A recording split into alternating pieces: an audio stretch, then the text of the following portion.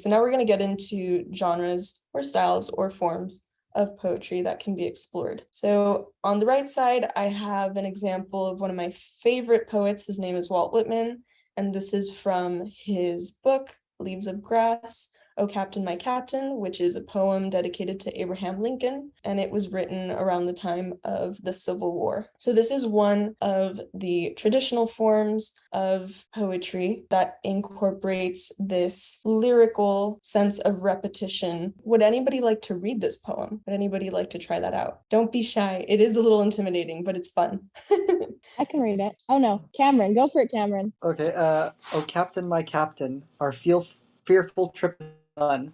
The ship has weathered every rack, the prize we sought is won. The port is near, the bells I hear, the people all exulting, while follow eyes the steady keel, the vessel grim and daring. But oh heart, heart, heart, oh the bleeding drops of red, where on the deck my captain lies, fallen cold and dead. So y'all can hear that rhythm that is being created, that like bouncing in each line that helps to carry what is said in the poem as it is read down each line. Thank you, Cameron, for reading. That was great. I hope that y'all were able to hear that. It's really important that when you are writing poetry, you also read it out loud. Yes, it's read like in waves. Exactly. It flows. And a sign of good poetry will move you based on how it is physically, literally moved down each line. Some common forms within lyric that have a sense of musicality, like this poem, include sonnets, odes, elegies, villanelles, sestinas,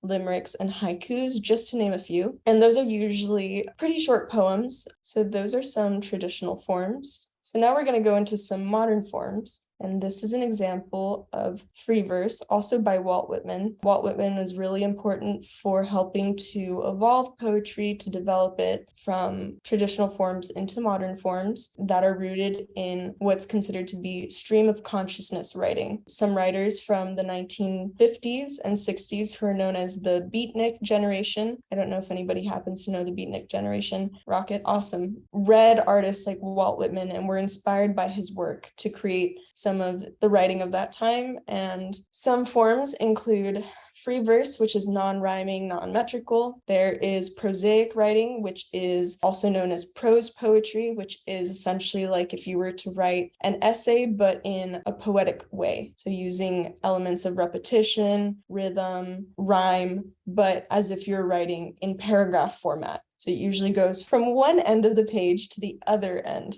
of the page instead of being broken up, say like at a fourth of the page or at a third or whatever, in shorter lengths rather than in full length lines. So that is another form of modern poetry. Acrostic poetry is also really popular in schools, for example, in like elementary schools when children are learning how to write poetry for the first time. So acrostic poems are essentially poems that include the first letter of each line to be combined in order to spell a word. So say you have the word school and you write a poem where each line starts with each letter of the word school. So down the page, it would read SCHOOL, and then you would write each line starting with each letter of that word. So that's an acrostic poem. And then lastly, I've included spoken word, which is a really prominent form of poetry taking place nowadays. And one of the most important poets within the world of spoken word, her name is Sarah Kay, said that it is a genre of poetry that demands to be read aloud. There's something about that writing of poetry that demands to be read out loud. So we're going to get into some examples of that right after this slide. Does anybody have any questions?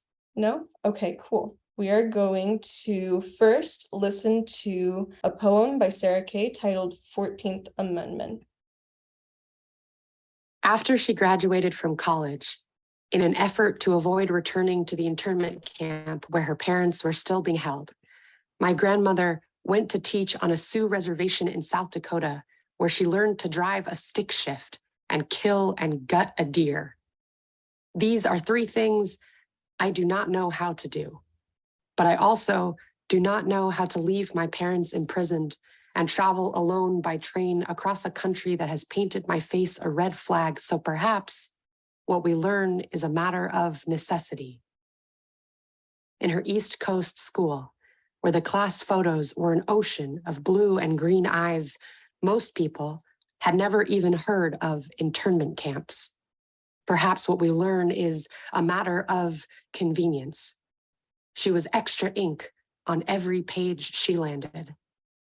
I never asked her what the Sioux children thought of her, a woman with familiar black hair and unfamiliar eyes, woman alone, unmarried, young, woman quiet and stubborn and stern, teacher and stranger and alien and friend. I have already written the poem where this country is an abusive husband, and the poem where this country is a neglectful parent, a monster, a wound, a burden, a bad dream, a thief, but they all turn to ash in my mouth. And still, my grandmother stands at the front of a classroom in South Dakota. Still, her brother walks out of the camp and is drafted into the US Army. Still, her mother hangs lace curtains and tries to make a horse's stall feel like a home. Still, her father sits in a barrack where there isn't any wood to carve, so he whittles a peach pit into a tiny ring that will one day fit my smallest finger. What we learn is a matter of resourcefulness. After the war, when her parents were released, they wrote to tell her to come home and get married. What we learn is a matter of inheritance. The Sioux mothers gifted her moccasins for her wedding and a pair for her firstborn child, beaded and bright, the softest leather for the smallest feet. I am told they were sad to see her go. Later, when her own children go to school, bright black hair and eyes spilling across every class photo, they bring the moccasins for show and tell. They do not bring the hand-sewn curtains. They do not bring the peach pit ring or their grandfather's knife or a deer's heart, red and pumping for one brief moment, still alive in their mother's hands. All right. What did y'all think of that poem? Wow. That was powerful.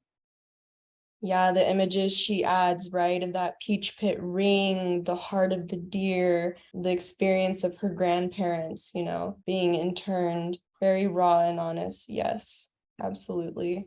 Can definitely see why it needs to be heard rather than read. Yeah, right. It's all about that phonetic experience, hearing how those words are said when they're said out loud. It really, makes the effect of the poem even that more impactful, even that more emotionally moving. It stays with us a little bit more than just when we read something, right? It's a great example about how really is the power of poetry, sharing your story or your family's story. I mean, it was really so moving. Yeah, I love her work. I highly recommend checking out her work. At the end of the presentation, I have a list of poets for y'all that I think everybody might like. So that is an example of listening to spoken word poetry. Now we're going to see an example of After she graduated, not listening again, but this time we're going to watch a spoken word poet perform spoken word poetry. So let's see.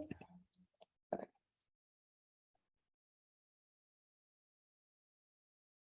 I was born on July 27th. That makes me a Leo. I don't really know what that means.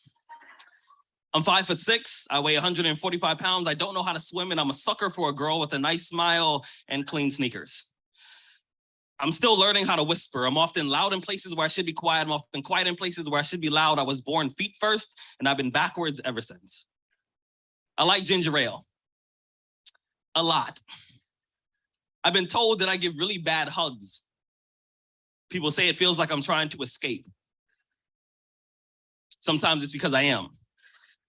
Secretly, I get really nervous every time someone gets close enough to hear me breathe. I have this odd fascination with things like sandcastles and ice sculptures. I assume it's because I usually find myself dedicating time to things that will only last a few moments. That's also why I tend to fall in love with women who will never love me back. I know it sounds crazy, but it's actually much easier than it seems. And to be honest, I think it's safer that way. See, relationships, they often remind me that I'm not afraid of heights or falling, but I'm scared of what's going to happen the moment that my body hits the ground. I'm clumsy. Yesterday, I tripped over my self-esteem. I landed on my pride and it shattered like an iPhone with a broken face. Now I can't even tell who's trying to give me a compliment. I've never been in the military, but I have this Purple Heart. I got it from beating myself up over things I can't fix. I know this sounds weird, but sometimes I wonder what my bed sheets say about me when I'm not around. I wonder what the curtains would do if they found out about all the things I've done behind their backs. I've got a hamper that's overflowing with really, really loud mistakes and a graveyard in my closet. I'm afraid that if I let you see my skeletons, you'll grind my bones into powder and get high on my fault lines. Hi, my name is Rudy. I enjoy frozen yogurt, people watching, and laughing for absolutely no reason at all. But I don't allow myself to cry as often as I need to. I have solar power confidence.